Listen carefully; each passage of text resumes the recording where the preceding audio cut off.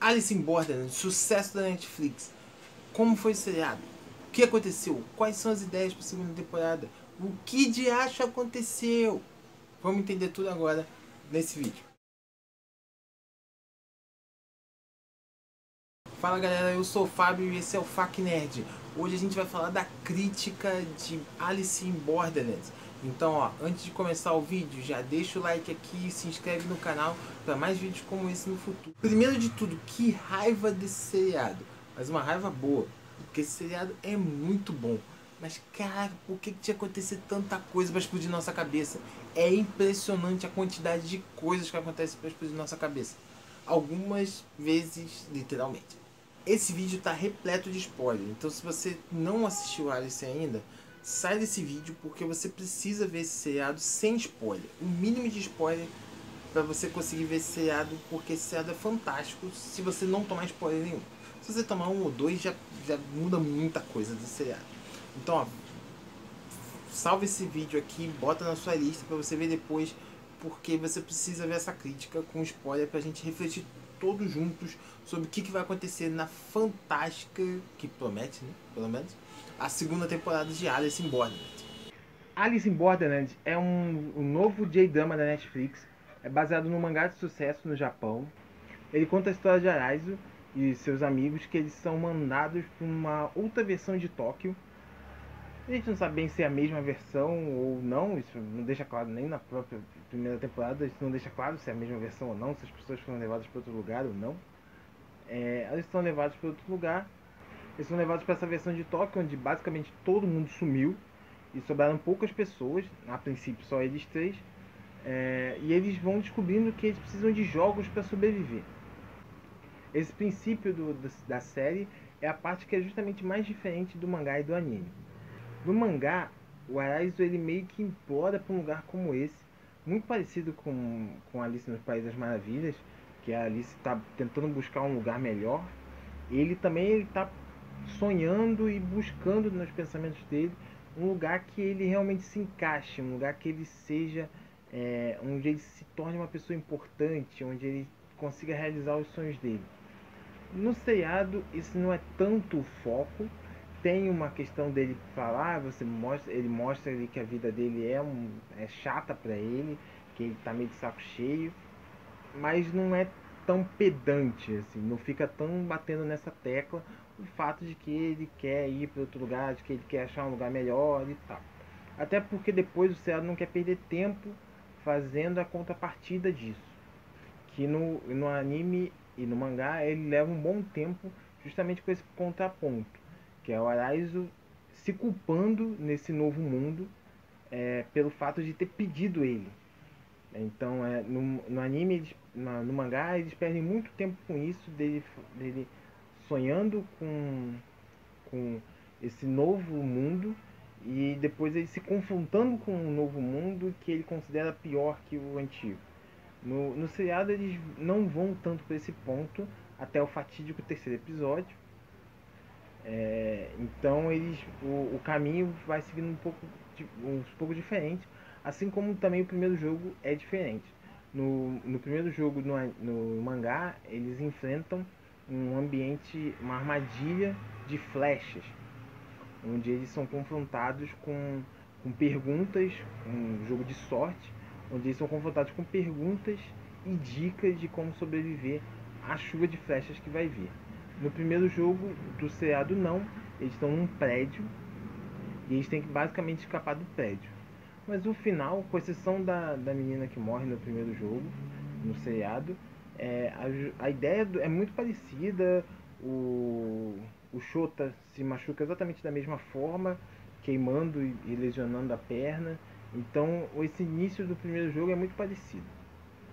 Depois o seriado vai ficando mais, digamos, mais fiel ao mangá em alguns pontos, mas se desprendendo em outros. Que é uma coisa que eu gostei bastante, porque ele deixou o seriado bem dinâmico. Então a maior parte das pessoas vai conhecer Alice in Borderland pelo próprio seriado da Netflix mesmo. Então os diretores, os roteiristas usaram bem essa questão justamente para afastar o seriado um pouco do mangá, para ele ser novo até para quem já viu o mangá. Nesse ponto eu acho que o pessoal saiu muito bem. o roteiro eu achei muito bom. Ele é um pouco. Ele, digamos, ele responde coisas demais. É, pra você, tipo, você já entendeu o negócio, mas ele quer deixar claro pra você determinada coisa, tipo, ah, olha, foi isso. Ah, olha, foi isso. Por exemplo, o jogo do ônibus, por exemplo. O jogo do ônibus não tinha necessidade de ficar aquele. Nossa, olha, aqui era a meta. Nossa, a gente correu à toa. Não precisava isso. A maioria das pessoas já tinha entendido que o ônibus era o que ia salvar as pessoas. Essa temporada foi muito boa e ela deixou muitas questões. O fatídico terceiro episódio, se você viu, você sabe exatamente qual é. É quando os amigos do Araizo morrem no trágico jogo dos sete de copas, onde tem o lobo contra as ovelhas. Aquele jogo ele é muito pesado, principalmente pra quando você vê se é da primeira vez. Você entende como aquilo vai acontecer e fica bem pesado de você ver. Você já tá meio. Você já tá gostando daqueles outros personagens também. Até da Saori um pouco, você já sente pena por ela também. Mas aquele jogo ele é muito bom até um outro detalhe que eu vou chegar mais pra frente da crítica, que pode ter prejudicado um pouco a temporada em si. Como falei, em questão de roteiro, a temporada é muito boa. Na média, ela vai bem em todos os episódios. Não tem nenhum episódio de enrolação. O único episódio, basicamente, tem um episódio sem jogo. E esse episódio é justamente para explicar toda a questão da praia, que é uma coisa relevante para a trama, pois a praia tem uma participação importante no season finale. E até no reverberar dele, afinal, o vilão, entre aspas, tá ali. Eu acho que ele pecou em determinadas coisas dos amigos do Araizo. Isso é um choque de realidade para o Araizo, faz com que ele se torne, digamos, o jogador que ele precisa ser naquele mundo, mas isso acaba encaminhando o seriado de uma forma que você meio que releva as outras mortes, porque você simplesmente não se importa mais. Tipo, você já sabe que as pessoas vão morrer. E você meio que já sabe que o Araizo está protegido. Então, tipo, as outras pessoas vão morrendo, você já tá. Por exemplo, o season finale, que foi um grande banho de sangue, com muitas e muitas mortes, não foi tão impactante justamente porque, tipo, você já. As duas pessoas que te machucaram já estavam lá no início. Então não deu tempo de você se apegar a nenhum outro personagem que acabou falecendo. A grande quantidade de personagens meio aleatórios que são jogados para você, ou que simplesmente não são confiáveis, a morte deles acaba não fazendo com que você se envolva. Porque você já não confiava neles até que eles morrem. Então, tipo, quando eles morrem, você fala, ih, ele era bonzinho mesmo. Mas você já. A morte já foi. Como eu tinha falado no outro vídeo, as mortes são bem estilo. Os jogos são bem estilo jogos mortais. Então tem bem aquela coisa da estratégia da sobrevivência, você ter que deduzir rapidamente como que você vence o jogo. A questão que deixou muito no ar foi o fato do que como cada jogo ia se resolver, de como era possível todo mundo se salvar, com exceção supostamente dos jogos de copas, que é a questão que eu vou discutir mais pra frente. Toda a questão física, não sei o que. Os próprios jogos eles são uma dica. Tem algumas gráficas que você não entende direito, porque, por exemplo, mais uma vez, o exemplo do jogo do ônibus. O jogo do ônibus é um episódio emblemático, porque é um episódio, é o primeiro jogo do Araizo, logo depois da morte dos amigos, que era para ser uma cena impactante da temporada, com que você, digamos, se reerguesse dentro da série. Sendo que esse episódio, ele impacta justamente da maneira oposta. Primeiro, esse é o episódio mais prejudicado pelo valor baixo do seriado. O CGI da Pantera e posteriormente do Tigre também estava bem fraco, então dava para você identificar claramente que era no CGI, apesar de alguns takes ficarem muito bons, mas em outros tipo estava claramente feio que era no CGI. Nesse episódio também é quando tem, digamos, tem um jogo mais bobo, porque é um jogo bobo, tipo, desde o início já estava escrito no ônibus. E desde o início já estava no celular deles. A distância era zero. Tipo, se você joga jogos de videogame, você sabe que quando você reduz a distância para um local, é justamente quando você está chegando nele. Então, se você está à distância zero, é porque você chegou no objetivo. Eles no seriado eles forçaram muito a ideia de que era para você correr e se manter o mais distante possível do ônibus, que não fazia muita distância. A questão é, tudo isso foi decidido simplesmente porque o jogo se chamava Distância.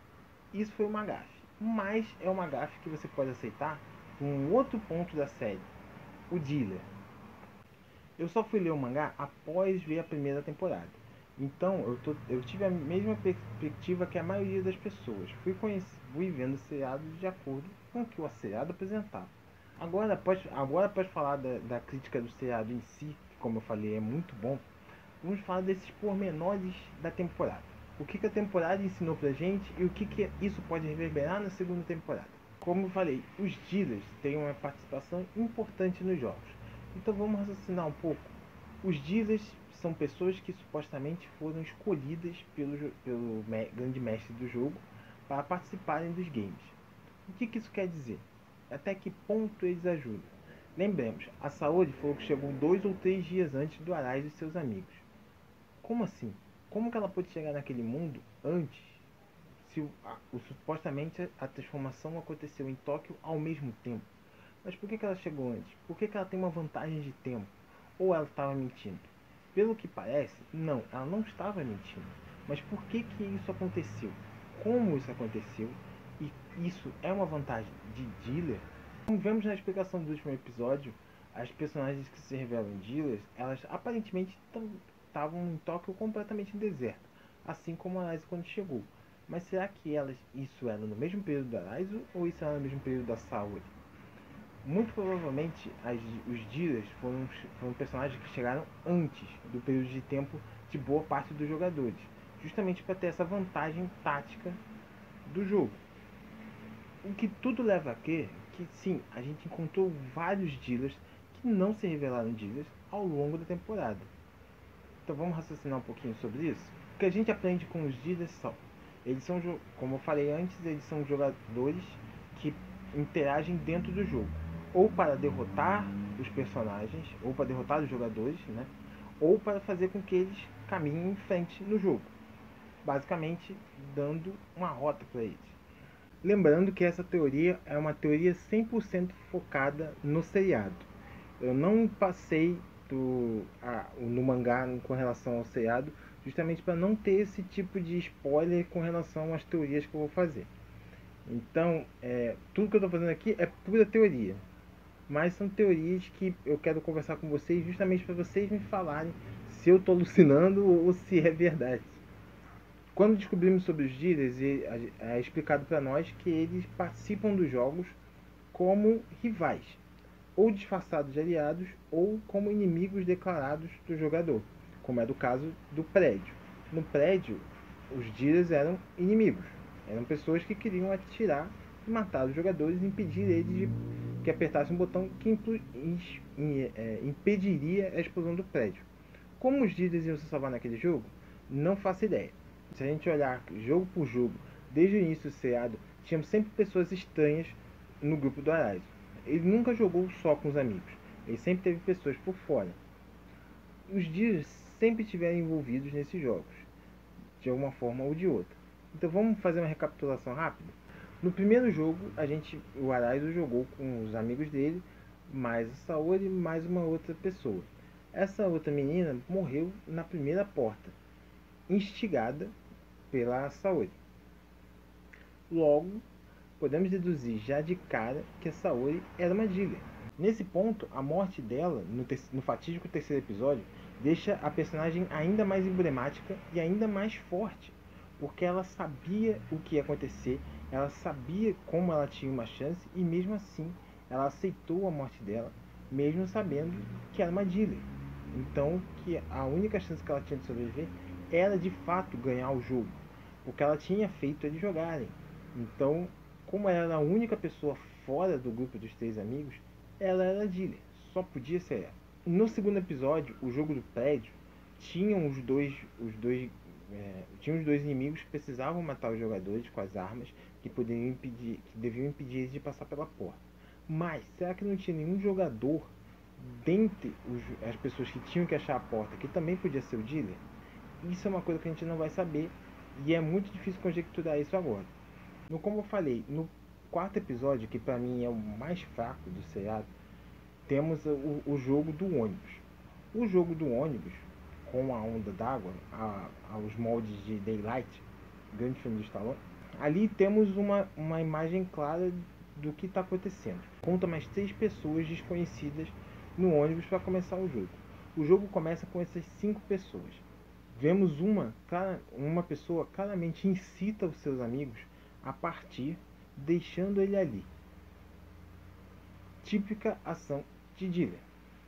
Essa pessoa sobreviveu ao jogo e ela deve voltar na próxima temporada, pois a última frase dela antes de sumir é justamente: se vocês sobreviverem, nos veremos novamente. Deixando muito claro para mim, depois que você vê toda a temporada, muito claro que ele é um dealer. Ele não só incitou os jogadores a jogarem e jogarem errado, já que eles estavam no ponto certo, como ele sobreviveu. E teoricamente ele era a única pessoa que ia sobreviver, pois os 4 abandonaram o ônibus. No jogo da chave elétrica na água, ali é o jogo mais difícil de você definir quem é o dealer. Afinal, quase todo mundo ali era totalmente desconhecido pra gente naquele momento do seriado. Então você já não confiava em ninguém. Então, como definir qual pessoa ali pode ser o dealer? No jogo do 10 de Copas, a gente descobre que um dealer se suicidou para cumprir a missão do jogo, enquanto o outro dealer ficou vivo para incitar a confusão nos jogadores e causar o rebuliço todo que foi, desde quererem se matar até achar a fatídica bruxa que eles tinham que queimar. Apesar desse jogo exemplificar muito bem como representa o jogo de Copas, esse foi o ponto do seriado que mais me incomodou. E aí, falando da crítica de novo. Acompanha comigo. Eu adorei a temporada, mas tem uma coisa muito errada nesse ponto. Pode ser uma coisa de erro de roteiro, pode ser uma ponta solta que vai ser resolvida lá na frente, pode ser as duas coisas, um erro de roteiro que vai ser resolvido lá na frente, mas tem uma coisa muito bizarra nesse jogo. A gente aprende no jogo de 10 de Copas, presta atenção, jogo de 10 de Copas, que teoricamente era o jogo mais difícil, porque a gente não tinha nenhuma comprovação de que existiam jogos de valete, rainha e rei. Naquele ponto, todos os jogos já tinham sido resolvidos por alguém, todos os outros naipes, com exceção do 10 de Copas. 10 de Copas, teoricamente, era o jogo mais difícil, pois você tinha o 10, que era o nível mais alto conhecido, e Copas, que era o estilo de jogo mais complicado, porque era o jogo mais psicológico e que mexia com amizade e carinho. O jogo de 10 de Copas, a regra é simplesmente a seguinte: quem matou a Momako e precisa queimá-la na fogueira que está do lado de fora do prédio. Só isso. Isso foi um teste psicológico para destruir a praia. Foi basicamente isso. Aquele ambiente onde estava todo mundo feliz e tranquilo, com uma esperança de que ia poder voltar para o mundo normal, foi completamente dizimado em questão de segundos, com as pessoas desconfiando e traindo umas às outras, de maneira que ao precisasse descobrir quem matou uma das amigas dele. Sendo que, no final das contas, e pra mim aí foi o grande erro da temporada, você descobre que Momako se matou. Ela era uma dealer, mas ela se matou em pró do jogo. Até aí tudo bem, normal. Os dealers estavam sendo manipulados para participarem do jogo, tanto quanto os jogadores. Mas, como a gente vê no final, os dealers tinham uma função diferente até na questão das apostas. Então todo jogo tinha sim um dealer participando, tanto que ele precisava vencer o jogador. Tanto que era anunciado ao final do jogo o vencedor, o dealer ou os jogadores. No jogo de 10 de Copas, sendo enfático mais uma vez, a gente descobre que Momaka se matou e que ela era a bruxa o tempo inteiro. Bastava ela ser incendiada e o jogo acabava.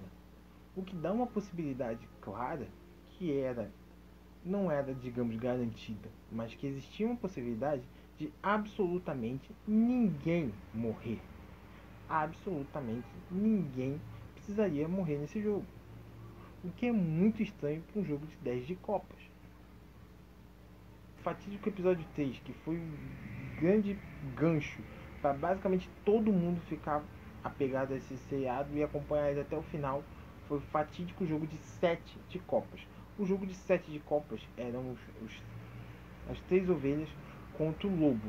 Um jogo de sobrevivência psicológica bizarra, onde você tinha que confrontar os seus colegas, ou no caso, amigos, até a morte para saber quem ia ser o único sobrevivente. Mas essa é a grande questão do seriado. Será que tinha realmente que todos eles morrerem? Porque se um jogo de 7 de Copas ia matar 3 de 4 jogadores, por que um jogo de 10 de Copas poderia deixar absolutamente todo mundo vivo? Isso foi um erro de roteiro? Vocês tinham percebido essa questão? Isso foi alguma gafe? Isso foi planejado? Vocês acham realmente que os roteiristas pensaram nessa questão desse erro ou não? Porque tava muita coisa esquisita. Eu quando vi isso eu falei, mas como assim? Não tem como. Ela não pode ser assim, porque tipo, basicamente você ia simplesmente fazer isso. Tipo, alguém podia fazer isso sem querer. Ah, vamos queimar ela. E sem querer zerar o jogo. A questão do jogo de Copa ser um jogo de confiança, tudo bem, influencia nessa parte. Principalmente por a amiga dela fazer a encenação de que, meu Deus, ela morreu. Meu Deus, o que vocês fizeram? Mas mesmo assim, se ter uma possibilidade de um jogo acabar sem nenhuma morte é muito estranho. Basta a gente lembrar do espírito dos jogos mortais do jogo. Nos jogos mortais, quando eles eram feitos pelo Jigsaw, sempre existia uma chance do sobrevivente sair totalmente vivo do jogo. Não importasse a dificuldade, não importasse o sofrimento que ele passasse. Mas sempre tinha uma possibilidade dele sim sair vivo dali. Nos jogos de Alice in Borderland, isso não era muito diferente, com exceção do fatídico jogo de 7 de Copas. Por que o jogo de 7 de Copas era tão específico e por que ele tinha que ser tão letal, tão diferente dos outros, onde basicamente ninguém precisava morrer?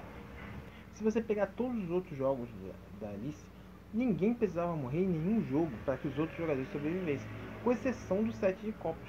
Por que o 7 de Copas foi diferente? Será que o Arise tem alguma coisa de especial e por isso o jogo deles foi diferente? Ou será que eles não perceberam alguma dica que, sim, eles pudessem se salvar? Isso foi um erro? Isso foi ideia do roteiro? Vocês acham que era para ser assim mesmo? Vocês repararam nessa questão de que ninguém precisava morrer? Vamos ver, eu quero a análise de vocês aí no comentário, ver o que vocês pensam sobre isso. Alice in Borderland foi um sucesso. A qualquer momento a Netflix deve confirmar a segunda temporada, que já se diz muito garantida nos bastidores. Então, ó, ano que vem estamos aqui para avaliar mais essa temporada e ver o que de acho que vai acontecer com esses jogos das faces. Valete, dama, rei, rei de copas. Meu Deus, eu não quero nem ver esse jogo. Então, ó, deixa aí nos comentários, deixa o seu like, se inscreve no canal para você ver mais vídeos como esse, ó. E, por favor, comenta aqui o que você achou. O 10 de Copas foi um jogo louco? O 7 de Copas foi o pior jogo de todos ou não? Meu Deus, me ajuda. Vamos lá. Valeu, gente. Até o próximo vídeo.